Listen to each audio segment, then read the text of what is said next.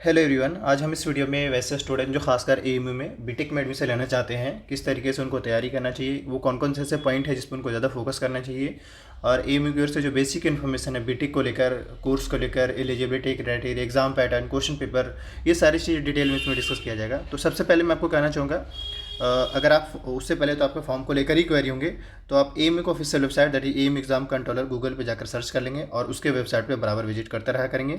आपको पता ही है कि एएमयू के बीटेक में एडमिशन, इसका एग्ज़ाम्स एएमयू खुद ही अपने लेता है और उसका जो मेरिट बनते हैं उसी हिसाब से फिर आपके रिजल्ट पब्लिश किए जाते हैं, देन उसके बाद फिर आप एडमिशन लेते हैं। यही है एएमयू में बीटेक में एडमिशन का क्राइटेरिया। लेकिन आगे अभी अगर हम बात करें तो एएमयू ने फाइनली कुछ कोर्स का फॉर्म रिलीज़ करा है, जिसमें क्लास 1, 6 और 9 का फॉर्म रिलीज़ कर दिया है। जो भी आपके छोटे भाई बहन जो भी अगर आप फिल कराना चाहते हैं तो आप फिल करवा सकते हैं। 1, 6, 9 का फॉर्म आ चुका है, यहाँ पे डेटा अपडेटेड है। रहा सवाल बीटेक को लेकर, तो एक बात ऐड कर दें, ऐसा नहीं कि बीटेक का पहले फॉर्म आ जाएगा और बाकी कोर्स के बाद में आएगा। एएमयू का फॉर्म एक बार में ही सारे कोर्स का फॉर्म आता है पहला, तो आपका भी फॉर्म एक बार ही आएगा, किसी का अलग से नहीं आएगा। अब रहा सवाल बीटेक का फॉर्म कब आएगा या बाकी फॉर्म कब आया है, तो हमारे हिसाब से मोस्ट प्रोबेबली आपके एंड फरवरी या मार्च के मंथ में आपके फॉर्म रहेंगे और एक एंट्रेंस एग्जाम जो है मई में आपके एंट्रेंस एग्जाम कंडक्ट करा लिए जाएंगे। आप कहेंगे सर जून जुलाई भी तो हो सकता है, नहीं, लास्ट लेट हो चुका है, इनके एकेडमिक ऑलरेडी लेट चल रहे हैं, तो इस बार जो है ऑन टाइम करेंगे तो होपफुली इनके एकेडमिक ऑन टाइम हो जाए, तो it will be more chance कि आपका जो पेपर है वो ऑन टाइम होने को रहेगा। तो आप उसी हिसाब से अपने आप को तैयार रखें। अगर by the way 15 days late हो जाता है तो अल्टीमेटली फ़ायदा आपको ही होने वाला हो, लेकिन अगर आप पहले से उस तरीके से एक अप्रोच लेकर चल रहे हैं कि चलो मई में पेपर होगा तो हमें इस सबसे तैयार रखना चाहिए, तो आपका डिसीजन बेटर होगा। तो यानी फॉर्म को लेकर, एंट्रेंस एग्जाम को लेकर मैंने एक्सपेक्टेड डेट बता दिया है। और अब आते हैं सबसे पहले बेसिक इन्फॉर्मेशन। देखिए, सबसे पहले तो आपको सिलेबस के बारे में ही जानना ज़्यादा जरूरी है, तो एडमिशन वाले सेक्शन में जाएंगे, आपके मोबाइल में होगा 3 डॉट, और जैसे ही जब जाएंगे तो मैंने इसमें क्लिक किया है और इसके बाद फिर यहाँ पे देखिए जनरल एडमिशन का आइकन दिख रहा है, आपको जनरल एडमिशन पे चले जाना है। यहाँ पे मैं आपको सिलेबस बेसिकली दिखाने जा रहा हूँ, ये रहा, और इसके बाद आपको यहाँ पे देख सकते हैं सिलेबस ऑफ एडमिशन टेस्ट का। आप इस पर सिंपली क्लिक करेंगे, जैसे इस पर क्लिक करेंगे इसके बाद यहाँ पे इसके डिपार्टमेंट पे faculty of agriculture engineering technology का ये फैकल्टी रहा, आप इस पर चले जाएंगे। जैसे जब इस पर क्लिक करेंगे तो इस तरीके का आइकन आएगा। यहाँ पे बीई का भी सिलेबस मेंशन है और बीटेक का भी, तो बीटेक का तो पेपर सेपरेट होता है, तो यहाँ से हम बीटेक का सिलेबस सिंपली डाउनलोड कर लेते हैं। अब मैं इसको डाउनलोड किया हूँ। एक तो कॉमन सा क्वेरी होगा क्वेश्चन पेपर। देखिए, क्वेश्चन पेपर आज के टाइम में एएमयू का एक्सेस करना बड़ा मुश्किल होता है, इसलिए क्योंकि इस वहाँ पे ऑर्गेनाइजेशन काम कर रहा है लेकिन पेपर को लेकर बड़ा मुश्किल होता है। चलिए पहले थोड़ा हम सिलेबस के बारे में बताते। देखिए, बीटेक का हुआ पेपर फर्स्ट में, देख लीजिए ये सारे सिलेबस हैं। फिजिक्स का है, फिजिक्स में अगर बात करें तो आप देख सकते हैं 11-12 का सिलेबस है, इसमें टोटल 18 पेजेस में है। बाकी कुछ कुछ पॉइंट है जो यहाँ पे नोटिफाई कर दिया गया है। इसके बाद देखा जाए तो बीटेक में केमिस्ट्री का ये रहा सिलेबस, एंट्रेंस के लिए, मतलब ये एंट्रेंस के लिए सिलेबस है, केमिस्ट्री का पार्ट है ये।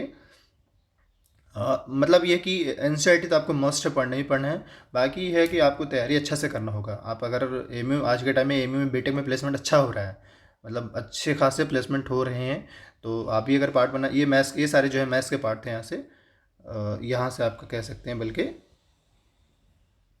यहाँ से आपका जो था वो मैथ्स का पार्ट था। तो फिजिक्स केमिस्ट्री मैथ्स आपसे 3 सेक्टर से आपके सवाल रहेंगे और आपको उसी हिसाब से सोल्व करना होगा सारा। कट ऑफ तो है एएमयू के द्वारा रिलीज नहीं किया जाता है, बट कुछ भी नहीं तो ये मानकर चले कि यूजी कोर्स में जो कट ऑफ है कुछ भी नहीं तो 50 से 60 के बीच में मिनिमम जाते हैं, इसी के आसपास रहने के चांसेस रहते हैं। अलग अलग लोग अलग अलग आपको आंसर करेंगे, कुछ कहेंगे कि 20 से 25 के बीच में होता है, कुछ लोग कहेंगे 30 से 40 के बीच में, लेकिन मैं आपको सिंपली यही कहना चाहूँगा, आप अपना मैक्सिमम में से मैक्सिमम स्कोर करिए ताकि आपके अपने चॉइस के सब्जेक्ट्स मिल जाए। पहला, अपने चॉइस के सब्जेक्ट मिलेंगे तो ऑब्वियसली आपको पढ़ने में भी एक कॉन्फिडेंस रहेगा, आपको ज़्यादा रुझान रहेगा उस पेपर पे, तो एटलीस्ट आप इतना स्कोर ये ज़्यादा करें तो आपके लिए बेटर होगा। मैं बस यही कहना चाहूँगा। सो अब फाइनली आते हैं अनदर इंपॉर्टेंट पॉइंट। देखिए, यहाँ पे मैंने आपको सिलेबस दिखा दिया है और अब इसके बाद जो है मैं आपको एएमयू का प्रोस्पेक्टस जो है लास्ट ईयर का कह लिया, इस साल का तो अभी आया नहीं है, मतलब 23 का, बट लास्ट ईयर का मैं जरूर कहूँगा आप जरूर एक बार पढ़िएगा। बहुत इन्फॉर्मेटिव है, बहुत हेल्पफुल आपके लिए, ज़रूर पढ़िएगा। इसमें वो सारा इन्फॉर्मेशन दिया हुआ है। आपको ये भी जानकर सरप्राइज होना चाहिए कि लाइक अभी मान लीजिए आप 23 के लिए देना चाहते हो, तो सारी चीज़ का वैसा ही रहेगा, सिर्फ और सिर्फ बदलता है क्या, एंट्रेंस का डेट। बाकी प्रोस्पेक्टस में जितनी इन्फॉर्मेशन है सब सारे के सारे एज इट इज सेम होता है, कोई फ़र्क नहीं होता है। तो मैं फिर से कहना चाहूँगा, लास्ट का जो गाइड है एएमयू का प्रोस्पेक्टस, उसको डाउनलोड करके उसको एक बार जरूर रीड करिए, पढ़िए उसको। आप वैसे भी बीटेक के छात्र हैं, आप आराम से पढ़ सकते हैं। अब आते हैं मेन पॉइंट पे। इससे पहले कि हम कोर्स के बारे में बताएं, उससे पहले कुछ बेसिक इन्फॉर्मेशन आपको दे दें। देखिए, जितने भी यूनिवर्सिटीज़ है, हर यूनिवर्सिटी में रिजर्वेशन है, तो यहाँ पे भी रिजर्वेशन है। पहला यहाँ पे यही है कि इंटरनल कोटा ज़्यादा है बाकी यूनिवर्सिटी के कंपैरिजन में, ठीक। दूसरा ये है कि यहाँ पे अगर हम बात करें तो अलग अलग कैटेगरी के हिसाब से रिजर्वेशन है। जैसे एक तो कैटेगरी का हो गया, दूसरा डिस्टेंस बेस्ड हो गया, तीसरा जो वहाँ के इंटरनल स्टूडेंट है उन लोग के लिए, और भी इस तरीके से हैं। तो अगर बाय द वे किसी भी रिजर्वेशन का अगर आपको फ़ायदा लेना है, बेनिफिट लेना है, तो फिर आपको उस रिजर्वेशन के कैटेगरी सर्टिफिकेट होना चाहिए। अब जैसे मान ली कोई ओबीसी कैटेगरी का है, तो इट विल बेटर है कि आपका ओबीसी सर्टिफिकेट होना चाहिए, तभी आपको उसका फ़ायदा मिलेगा। फॉर्म के टाइम ही, जब भी फॉर्म फिल होता है उसी टाइम फॉर्म इसका मतलब इस फिल कराए जाते हैं पीडीएफ फॉर्मेट में। तो मान लिया आपको जो भी कैटेगरी है उस कैटेगरी का, या स्पोर्ट्स में अच्छा किए हुए हैं तो स्पोर्ट्स का भी certificate at the time of form fill करने टाइम होना चाहिए। पहले तो ये हो गया। अब आते हैं यहाँ पे टोटल कितने ब्रांच है वो देख लीजिए, ज़्यादा इंपॉर्टेंट है।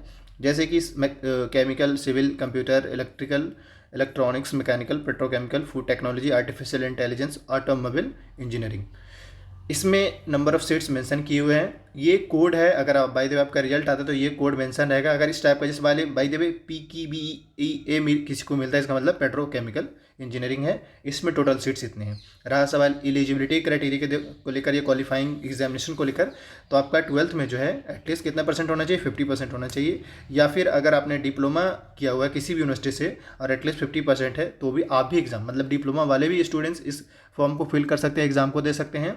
और जो 12th किए हैं वो भी दे सकते हैं। 12th में इन्होंने मेंशन कर दिया है कि आपका इंग्लिश, फिजिक्स, केमिस्ट्री और मैथमेटिक्स में ओवरऑल जो है एटलीस्ट 50% होना चाहिए। तो ये चीज़ इन्होंने क्लियर कर दिया है। सेकंड चीज़ ये कि आपका एडमिशन ऑब्वियसली एंट्रेंस के बेस्ड होगा। तीसरी बात ये कि आपका जो पेपर रहेगा 150 MCQ रहेगा, 150 का मतलब 150 MCQ रहेंगे, और जिसमें से 50 केमिस्ट्री, फिजिक्स, और ये उसी के हिसाब से आपको टेस्ट लिया जाएगा। टेस्ट सेंटर जो है इनका अलीगढ़ में ही, अगर हम ये मतलब यूपी में बात करें तो अलीगढ़, लखनऊ, और बाकी श्रीनगर में JNK, कोलकाता में वेस्ट बंगाल, और बिहार में पटना, और केरला में कोझिकोड। इन सभी जगहों पे इनका एंट्रेंस टेस्ट सेंटर होते हैं। तो ज़्यादातर मैंने बेसिक इन्फॉर्मेशन आपको दे दिया है, यही मेन इन्फॉर्मेशन था। और रहा सवाल एंट्रेंस को लेकर, तो देखिए यहाँ पे आपको एंट्रेंस तो डेट सेट दिया नहीं है, तो ये इसलिए दिया क्योंकि अभी जब फॉर्म आएंगे तो आपको वैसे ही पता चल जाएगा।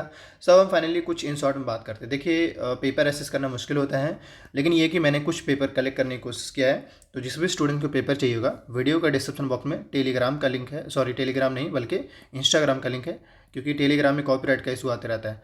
तो इंस्टाग्राम का लिंक है, इंस्टाग्राम पे आप डायरेक्टली मुझे मैसेज करिए। इंस्टाग्राम का वैसे भी स्टूडेंट इन्फो का नाम से है, या तो स्टूडेंट इन्फो सर्च कर लीजिए, वरना टेलीग्राम का लिंक मैंने दे दिया है नीचे वीडियो के डिस्क्रिप्शन बॉक्स में। वहाँ से आप AMU का बीटेक का कम से कम 4 to 5 ईयर या ज़्यादा ही हो सकता है पेपर आप एसेस कर सकते हैं, वहाँ पे आपको प्रोवाइड करा दिया जाएगा। और रहा सवाल तैयारी कैसे करने का, तो सबसे पहले सिलेबस उठा लीजिए, उसका बड़े से रिवीजन प्रैक्टिस कर लीजिए, मतलब सिलेबस को देख लीजिए क्या है। उसके बाद क्वेश्चन पेपर जो है उसको प्रैक्टिस करिए, उसको चेक करिए कि हाँ भाई सोर्सेज क्या है। और हालांकि ये है कि अब ये साइंस बैकग्राउंड है, तो आपकी अच्छी अगर तैयारी रहेगी तो ऑफकोर्स आपका सिलेक्शन हो, ऐसी बात नहीं है, क्योंकि साइंस वाला में आज के टाइम में नंबर ऑफ अप्लीकेंट थोड़ा कम हो रहे हैं, ये भी एक है। तो इस वजह से भी बाकी है कि एक तो सबसे पहले आपको NCERT जितना ही ज़्यादा से ज़्यादा बार आपको प्रैक्टिस करना है, ज़्यादा से ज़्यादा लर्न करने की कोशिश करना है। और बाकी कोई भी, मैं तो बिल्कुल भी नहीं कहूँगा आप किसी गाइड को फॉलो करिए, आप उससे बेटर है कि आप JEE मेन के लिए कोई बंदा जो तैयारी करता है तो सपोर्टिव बुक लेता है। जैसे NCERT के अलावा भी आप लोग बुक पढ़ते हैं, तो वो बुक पढ़िए प्रैक्टिस के तौर पे। बाकी NCERT को मल्टीपल टाइम रीड करिए, पढ़िए, होपफुली आपका सिलेक्शन हो जाएगा। रहा सवाल क्वेश्चन पेपर को लेकर, तो एट द एंड में फिर से रिमाइंड करता हूँ, इंस्टाग्राम पे मुझे मैसेज करिएगा। साथ ही कोई भी अपडेट आता है उसको लेकर अपडेटेड रहने के लिए आप इस चैनल को सब्सक्राइब कर लीजिए। Thank you.